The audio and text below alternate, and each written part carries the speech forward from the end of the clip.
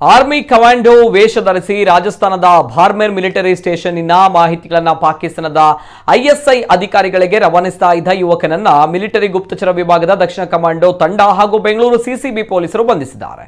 ನಗರದಲ್ಲಿ ಬಟ್ಟೆ ವ್ಯಾಪಾರಿಯಾಗಿ ಕೆಲಸ ಮಾಡಿಕೊಂಡಿದ್ದ ಜಿತೇಂದರ್ ಸಿಂಗ್ ಎಂಬಾತ ಬಂಧಿತ ಆರೋಪಿಯಾಗಿದ್ದಾನೆ.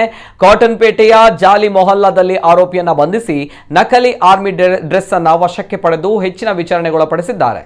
ಜಿತೇಂದರ್ ಸಿಂಗ್ ಮೂಲತಃ ರಾಜಸ್ಥಾನದ ಬಾರ್ಮೇರ್ ಮೂಲದವನು. ಕಳೆದ 2 ತಿಂಗಳ ಹಿಂದೆ ಬೆಂಗಳೂರಿಗೆ ಬಂದು ಬಟ್ಟೆ ವ್ಯಾಪಾರ ಮಾಡ್ತಾ ಇದ್ದ. ಮಿಲಿಟರಿ ಸೇನಾ ನೆಲೆ ಹಾಗೂ ವಾಹನಗಳಿಗೆ ಸಂಬಂಧಿಸಿದ ಗುಪ್ತ ಮಾಹಿತಿ ಇರುವ ಫೋಟೋಗಳನ್ನು ನಿರಂತರವಾಗಿ ಪಾಕಿಸ್ತಾನದ ಐಎಸ್ಐ ಅಧಿಕಾರಿಗಳಿಗೆ ಕಳಿಸ್ತಾ ಇರುವ ಬಗ್ಗೆ ಮಾಹಿತಿ ಪಡೆದು intelligence of bureau IB Jitender mobile track location search ಮಾಡಿದಾಗ ಬೆಂಗಳೂರಿನಲ್ಲಿ ಇರುವುದು ಗೊತ್ತಾಗಿತ್ತು. ಈ ಬಗ್ಗೆ ಬೆಂಗಳೂರು ಪೊಲೀಸರಿಗೆ ಮಾಹಿತಿ ನೀಡಿದ ಐಬಿ ಕಾಟನ್ ಪೇಟೆಯಲ್ಲಿ ವಾಸವಾಗಿದ್ದಂತಹ ಆರೋಪಿಯನ್ನ ಬಂಧಿಸಿದ್ದಾರೆ.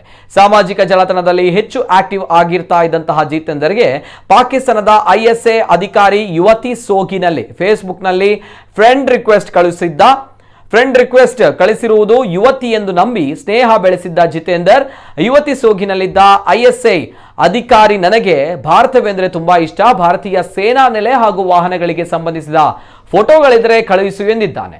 ಇದಕ್ಕೆ ಸಮ್ಮತಿ ಸೂಚಿಸಿದ್ದ ಈತ ಇದಕ್ಕಾಗಿ ಕಮಾಂಡರ್ ವೇಷ ಧರಿಸಿ ಸೇನಾ ನೆಲೆಗಳ ಬಳಿಗೆ ಹೋಗಿ ಫೋಟೋಗಳನ್ನು ಸೆರೆ ಹಿಡಿದು ಶೇರ್ ಮಾಡ್ತಾ ಇದ್ದ. ಸೇನಾ ವಸ್ತ್ರದಲ್ಲಿ ಇದ್ದಿದ್ರಿಂದ ಸುಲಭವಾಗಿ ಯಾರಿಗೂ ಕೂಡ ಗೊತ್ತಾಗ್ತಾ ಇರಲಿಲ್ಲ. ಇನ್ನು ಈ ಬಗ್ಗೆ ಅರಿತಿದ್ದ ಮಿಲಿಟರಿ ಇಂಟೆಲಿಜೆನ್ಸ್ ಸೇನಾ ನೆಲೆಗಳ ಶೋಧ ನಡೆಸಿದಾಗ ಫೇಸ್ಬುಕ್ ಮುಖಾಂತರ ಫೋಟೋಗಳು ಸೋರಿಕೆ ಆಗ್ತಾ ಇರುವುದು ಬೆಳಕಿಗೆ ಬಂದಿದೆ. ಈ ಬಗ್ಗೆ ತಾಂತ್ರಿಕ ಕಾರ್ಯಾಚರಣೆ ನಡೆಸಿದಾಗ ನಕಲಿ ಫೇಸ್ಬುಕ್ ಅಕೌಂಟ್ಗೆ ಫೋಟೋಗಳು ಶೇರ್ ಆಗಿರುವುದು ಗಮನಕ್ಕೆ ಬಂದಿತ್ತು. ಮತ್ತೊಂದೆಡೆ ಫೋಟೋ ಕಳಿಸ್ತಾ ಇದ್ದಂತಹ ವ್ಯಕ್ತಿಯ ಜಾಡು ಹಿಡಿದ ಮಿಲಿಟರಿ ಅಧಿಕಾರಿಗಳಿಗೆ ಬೆಂಗಳೂರಿನಲ್ಲಿ ಆರೋಪಿ ಇರುವುದು ಗೊತ್ತಾಗಿತ್ತು.